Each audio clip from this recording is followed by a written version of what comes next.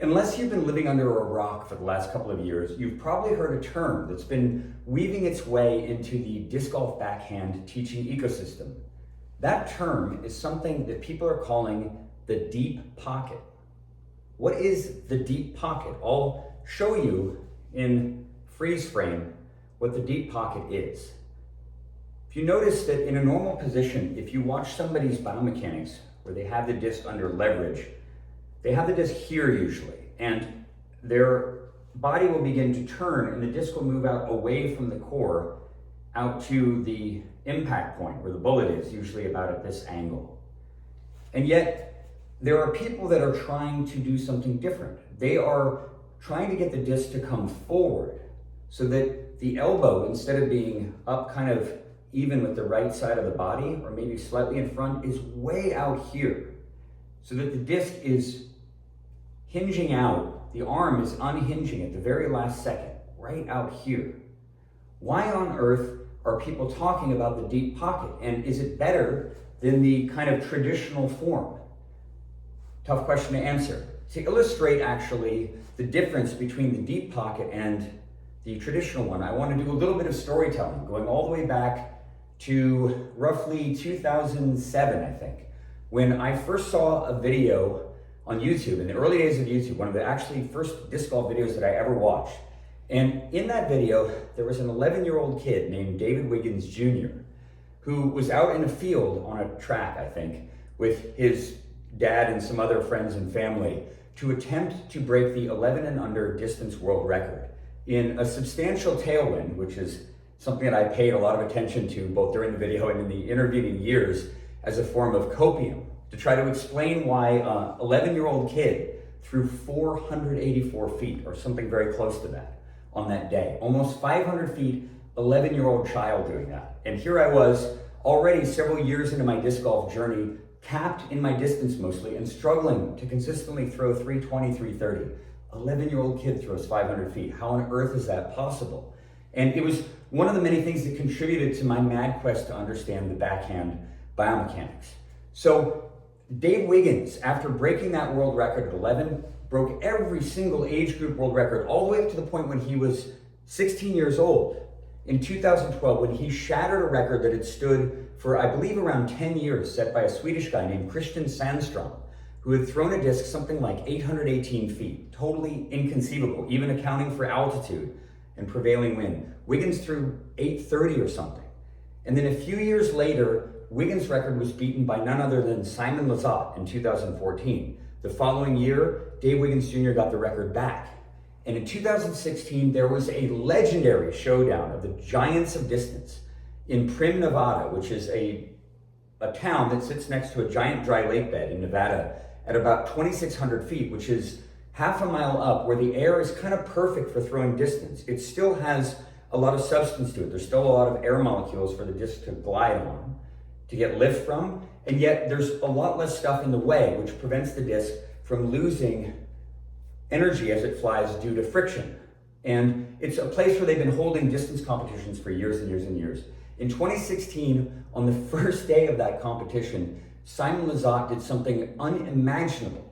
He threw a disc, I believe, 900 feet for the first time. The first time anyone has ever thrown 900, and it was like 912 or something.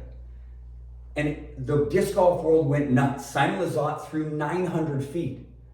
But then just 2 days later, when the conditions were beyond perfect, these two titans of distance went head-to-head in a final battle. And you apparently only get 5 throws. And on the second throw of that competition, for himself on the third day, David Wiggins threw a disc 1,100 and either 8 or 9 feet. 1,100 feet. It's like almost a quarter of a mile. Unimaginably insane. And Lizotte threw over 1,000 feet too. And David actually said afterward that had you not accounted for conditions and luck, there's no way that there was anything in his biomechanics that gave him that big of an advantage over something that Simon Lizotte could do, because there was still 100 feet between them, even though they were both throwing over 1,000 feet. Despite that statement, people have begun to study Dave Wiggins' biomechanics, frame by frame, as cameras have gotten better and better. And time again, you see Wiggins in a position that nobody else does. He's got his arm way out here in front of his body in this deep pocket thing. If you look at Simon Lizotte, he's much more like here. The disc is here. It never gets out to here. And by the time that his elbow gets that far forward, the disc is already swinging out away from his core. And yet, David Wiggins Jr. has the world record. So people are deferring to him as the paragon of what you're supposed to chase when you go for elite distance in the sport. The question is, which one is actually better? I'm going to say something kind of controversial, and I'm saying this as a consequence of lots of discussions and thought about this specific subject with a lot of trusted people in my sphere, including Lee Wentz and Sebastian.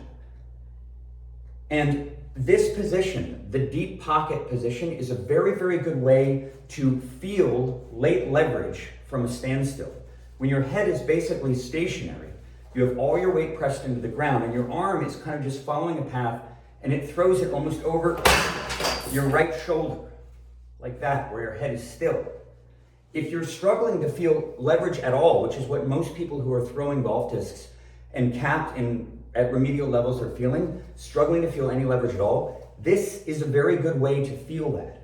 But the problem is that this position does two things that are deleterious to your ability to throw both accurately and far. The first one is it traps your body in one place. Your head is kind of stationary.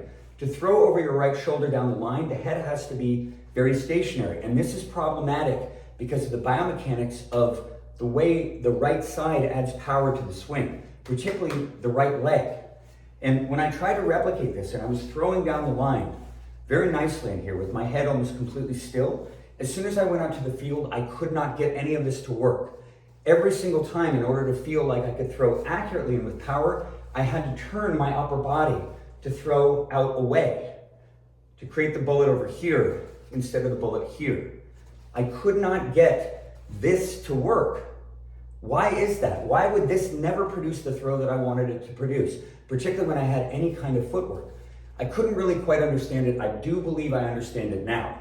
And it has to do with how much momentum you're adding to your mechanics. If you look at that still that's part of the thumbnail for this video, you'll see Lizotte and Wiggins side by side right at the hip point. And Lizotte is teeing off like this. And Wiggins is like this in a totally different position as a consequence of his deep pocket. They look totally differently, yet they throw essentially the same speeds, at least at that competition when you don't account for wind and altitude and stuff. Wiggins is throwing like this because of something that he's doing uniquely compared to Simon. They're both doing 360s, but if you look at the mechanics of how they move along the ground during the 360, it's extremely different. They have very different body shapes. Wiggins, I believe, is about 5'11", very, very powerful and muscular. Lizotte is close to 6'1", longer arms, longer levers, longer ape index. He produces more horizontal power to add to his mechanism. He used to go way up in the air with a giant hop back in the olden days when he was a teenager. But modern Simon is a glider. Even Simon in that competition is gliding sideways, whereas Wiggins is sprinting and spinning around, jumping way up in the air and landing completely backwards. And by the time his body gets to here to let the disc go, the disc is so massive and so fast that he's doing his level best to keep up with it. But the disc gets ahead and he gets into this position. If you take a freeze frame of it, this is Wiggins in the middle of a 360. It's not something that he's normally creating out of intention. It's because it's the only way for his body to throw the disc where he wants it to go while he's doing a 15-mile-an-hour run-up into a 360. If you take a freeze frame of it, you can be deceived. If you look at Lizotte, even though he's doing a 360, he's adding his whole right side, including the quad, fully de-weighted and pounding off the right quad, hitting the disc here. He's not doing a deep pocket thing at all. So, while there is some applicability for the deep pocket, in my opinion, to help you learn some of this critical feel, it also prevents you from rounding. If you can put the disc out here and just let it dangle, the only way to get it to move the correct direction down the line is to basically kind of intentionally form the deep pocket if you're stationary. And that can be very helpful for people who are stuck rotating, particularly if you drag the disc around you. It can be good for form correction. but it does not have applicability to the course in any way that I really understand. And more importantly, it doesn't allow you to throw on diverse tee pads. You can't go up or downhill. You can't deal with slipperiness the same way because you need the stability of the pushing and opening right quad or plant quad alongside the hip to add sequential velocity to the disc so that you can be fluid and efficient and use the upper part of your body to whip the disc out also. The power pocket or the deep pocket position prevents that completely. You really can't do it biomechanically. So it doesn't have a lot of applicability to the course. And I think in your ongoing instructions and attempts to learn the backhand, I think that you should focus on the form that you see endemic to nearly all of the players who bomb. Drew Gibson, Paul McBeth, Eagle McMahon, Anthony Barella, Simon Lizotte, the list goes on and on and on. They all basically throw using leverage starting here. My friend Sebastian, who can throw 84 miles an hour, right here. No one's doing this. I don't recommend you do it either. That's all for today. Thanks so much for watching. Take care.